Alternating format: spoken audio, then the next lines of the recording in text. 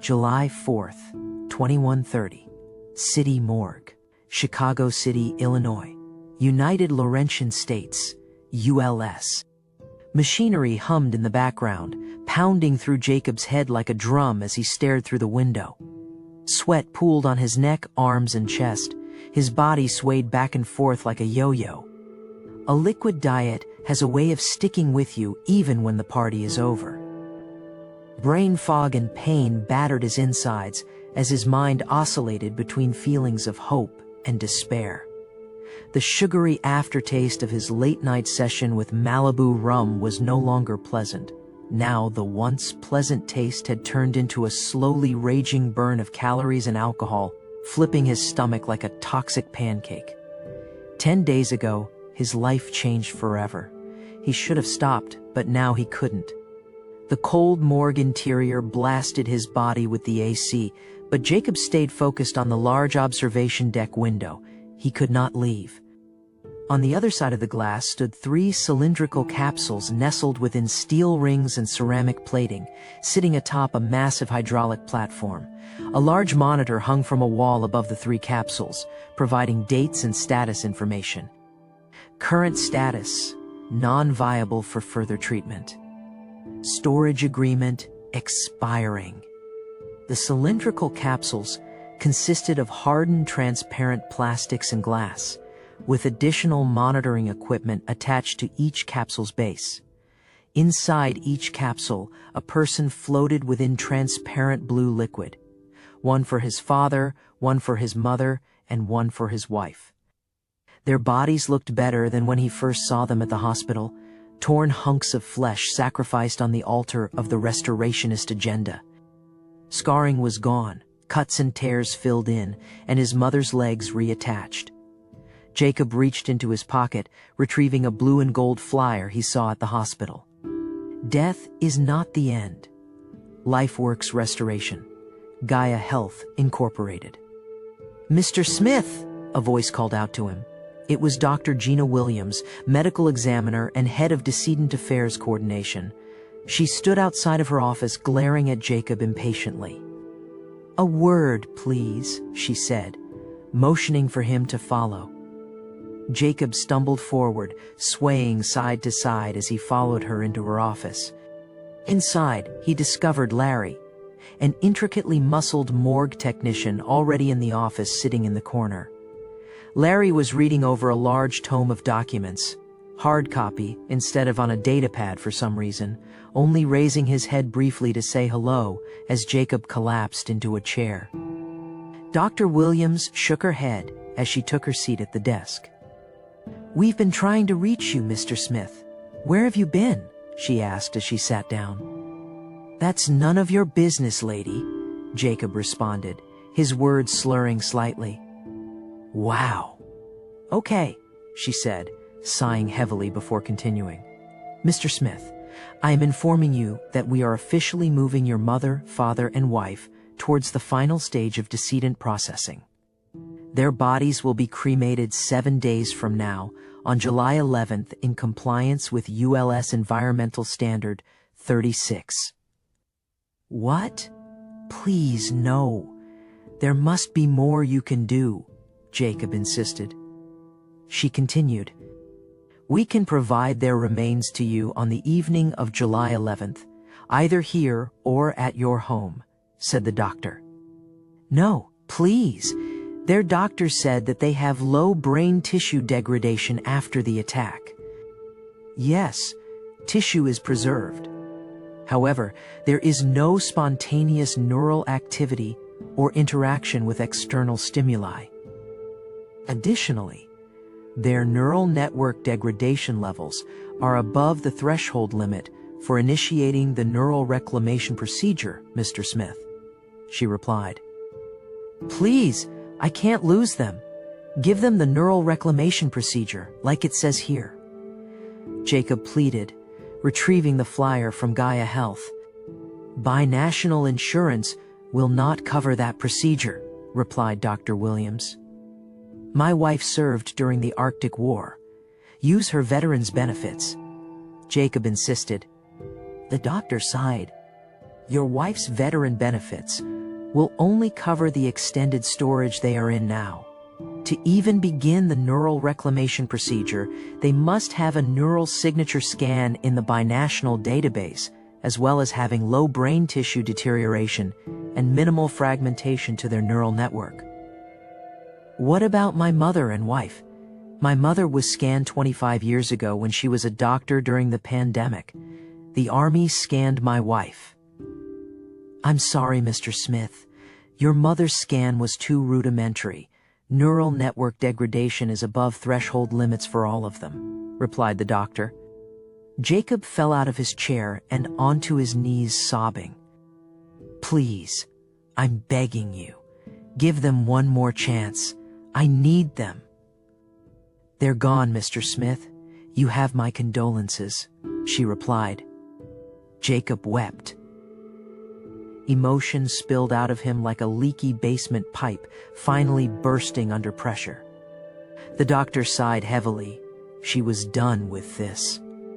Larry, the morgue technician, stood and came behind Jacob, helping him to stand back up as he led him towards the door. Outside, Jacob saw a woman standing at the observation area, looking through the window. What was she looking at? Jacob wondered before advancing towards her position at the observation area. He noticed her looking through the window towards the right at 3 other bodies suspended in transparent bluish liquid inside of separate capsules. A man in his 50s, a woman in her 50s, and a younger woman in her 20s. Hello, said the woman cheerfully when she saw him approach. Hi, Jacob replied, waving slightly. Are you visiting someone? She asked. My parents and my wife, Jacob replied. You? My parents and my sister, she replied, gesturing towards the people in the capsules. How are yours getting along? Jacob asked. It was bad. They were gone for a while, but miraculously emergency responders got to them and saw their blue card. The woman reached under her shirt around her neck and pulled out a necklace with a small blue card pendant attached at the end. I keep mine on me wherever I go now, she said, smiling. Jacob nodded, but his insides twisted in knots, not knowing what else to say as he thought of his parents and wife. Doctors got them into storage with minimal damage to neural tissue and almost no significant brain pattern degradation, she said. They're receiving neural reclamation? Jacob asked. His stomach was already stinging with the spears of jealousy. She nodded cheerfully. Yes, their neural signature scans were done about 4 years ago. That will increase their odds of revival through neural reclamation. It isn't perfect, but it's hope.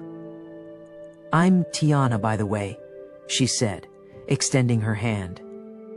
I'm Jacob, he replied, shaking her hand. Are your wife and your parents going through neural reclamation too? She asked. No, they were too far gone. The restorationists got them in the attack, Jacob replied. I heard about that. I'm sorry, she replied again with empathy. Thank you, Jacob replied. He wished he didn't have to thank her. He wished he had what she had. Hope. She sighed heavily. It's been 46 years since unification.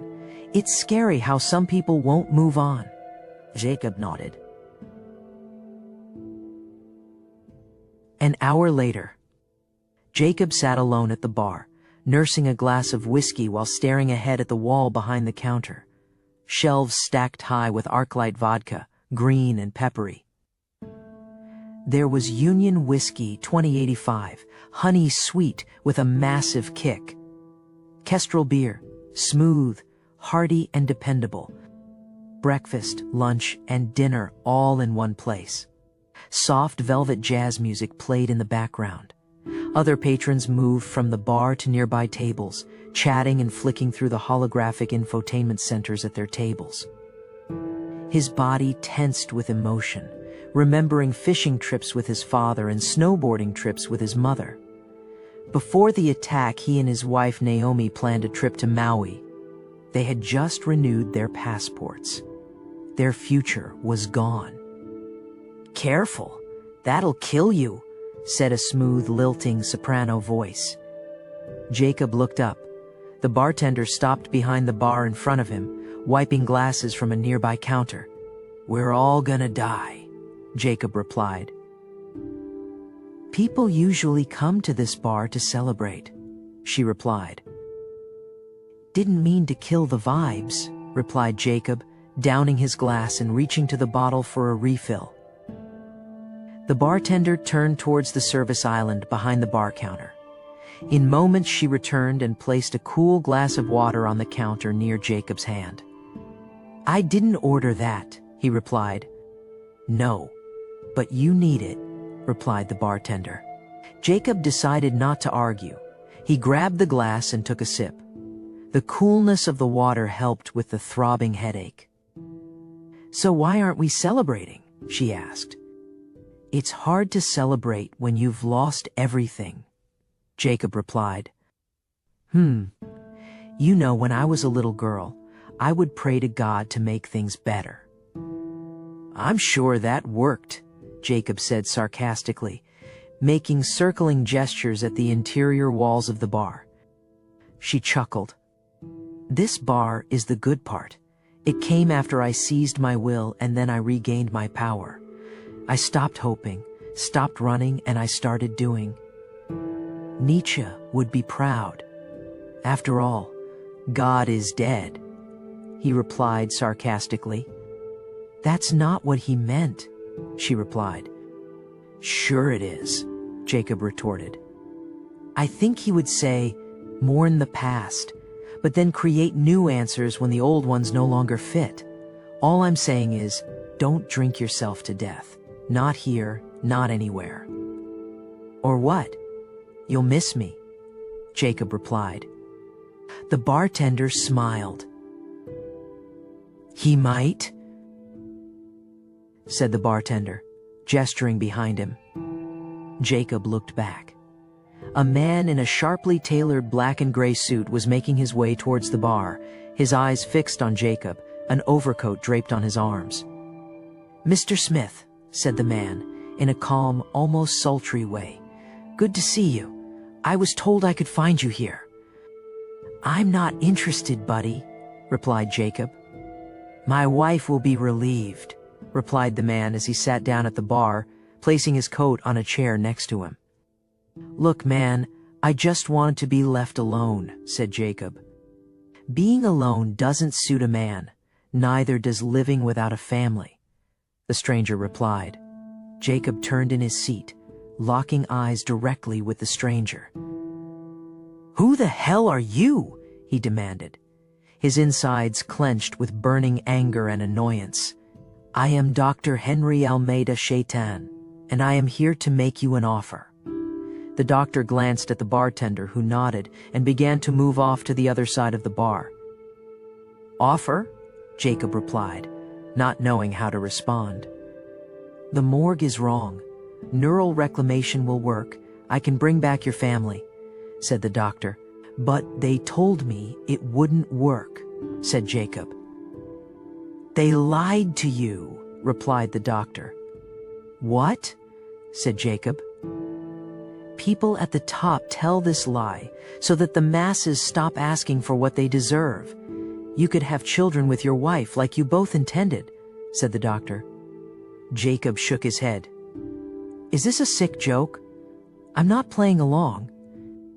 The doctor shifted closer towards Jacob. "It's real, Jacob." The doctor pulled a card from his breast pocket and placed it on the counter near Jacob. Jacob picked up the silver metallic card. Etched on the card was an image of a dove grasping the sun. The words Lazarus Initiative embossed in the center. Below it, the name Dr. Henry Almeida Shaitan, Abaddon Incorporated. In the lower right corner of the card was a raised gold diamond-shaped button. Pressing the button and holding the card near your echobud called or messaged the person immediately. "What would I owe you for this?" Jacob asked. "Nothing monetary, but we would require a favor." "Of course," Jacob sneered. "They're cremating your family in several days. What do you have to lose?" replied the doctor. Jacob sighed. It was probably illegal. So what? What do you want me to do? Dr. Shaitan smiled. "You have a background in IT and cybersecurity." "Yes," Jacob replied. "Keep the card. I'll be in touch," said the doctor. Later that night. City morgue. After breaking the window, Jacob slipped into the morgue basement work office. Nobody there. He stepped lightly out of the basement office and headed down the corridor towards the staircase leading up to the observation deck and offices on the next level. A part of him wondered if he would feel guilt for what he was about to do. He ascended the stairs to the next level. The moment he reached the next level, he froze, his ears picking up footsteps and the whirring motors of a maintenance bot advancing towards him. Breathing heavily, Jacob moved quickly towards Office 17. His breathing eased when he reached the office door, quickly opening it with a spoofed keycard. He went inside, closing the door softly before ducking under a desk. Moments later, a hand reached and grabbed the office doorknob. The door was locked and did not open. Apparently, that was the only check the security guard needed. They moved on down the corridor, the maintenance bot following. Jacob waited until their sounds disappeared in the distance, and then he rose and went towards the computer on the desk. From his sling bag, he took out a cube device and plugged it into the computer interface. The interface opened, and he began to search. Eventually, Jacob found 2 applications in 2 different parts of the computer's storage. One of the programs was marked by a red plus icon, the other program marked by a green plus icon. He opened the programs side by side. Doing a search, he found his parents' and his wife's files under the red plus program. He selected their files and dropped them into the green plus program. The green plus program updated, ending in a dialog prompt stating, "Patients approved for neural reclamation." A pit formed in his stomach when he went back into the green plus program and found the names he was required to remove. Ola Okeke, Diana Okeke, and Ayana Okeke. He selected the names and prompted the program to delete them. A large dialog prompt box appeared, asking if he was sure and asking for ID clearance. Guilt? Why should he feel guilty? These people were basically dead. He was just keeping them that way. Jacob entered the ID he had been given and then deleted the names from the Green Plus program. A large sense of relief filled his body. His part of the deal was done, and it was easy. Next day. City morgue. Chicago City, Illinois. July 11th, 2130. Jacob entered the morgue and ascended the stairs towards the observation deck. His breath caught, and his insides shook with anticipation, and something he hadn't felt in weeks: hope. When he reached the observation deck level, loud yelling and desperate screams deafened his thoughts. Tiana, the woman he had met before, was now in a desperate rage, flinging a datapad and documents at Larry and other morgue attendees who were trying to calm her down. They were scheduled for neural reclamation. "I have the papers right here. What is this?" she yelled. "Miss Okeke, please try to calm down," cautioned Larry. "Don't tell me to be calm. You're trying to kill my family," she yelled. "I'm sorry, ma'am, but they were misdiagnosed," Larry said as he inched closer to her. "No, stay away from me." Tiana's eyes locked onto Dr. Williams, who had stepped out of her office. She rushed towards the doctor. Larry stepped in between them, keeping Tiana back. "Gina, they're trying to take away my family. What's going on? You told me they were good for neural reclamation. You signed the transfer yourself," Tiana pleaded. Dr. Williams sighed, looking to the side, not eager to answer. Please, Gina. I need them. They're all I have left, Tiana said, repeating her pleas. Dr. Williams finally responded. I'm sorry, Tiana. All the doctors from the hospital who observed your parents and your sister are reporting a misdiagnosis. Neurologists at the Terry Fox University Hospital in Toronto confirmed the same thing. They don't qualify for neural reclamation, and all the medical charts and data they sent me were based on faulty information and faulty science. No. I'm sorry, Tiana. There's nothing else I can do. Larry will see you out. Larry seized her by the shoulders and began to lead her toward the exit. Tiana's anger failed and gave way to grief and remorse. She couldn't fight anymore as they took her away. Jacob ducked behind a nearby plant, pretending to tie his shoe, partially obscuring himself as she passed by. Once she passed, he advanced towards the observation window.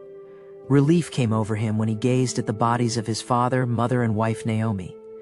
A monitor above their capsules with a simple message read, "Updating status." "Mr. Smith," said Dr. Williams. Jacob turned.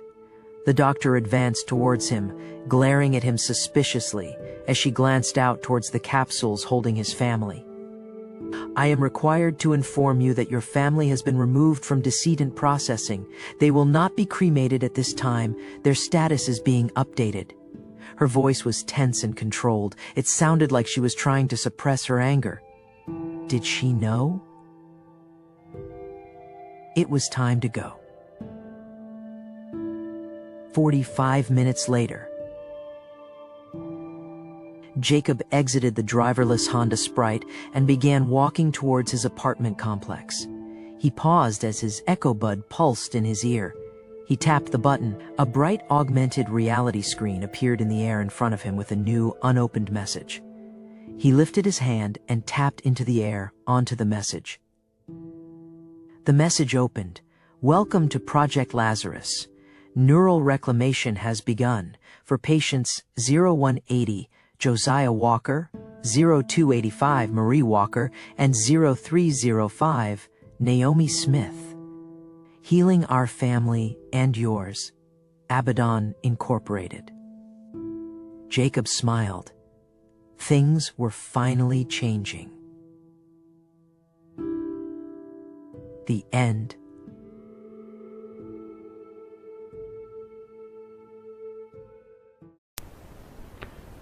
Thank you for checking out my channel. If you enjoyed this story, please give the video a thumbs up.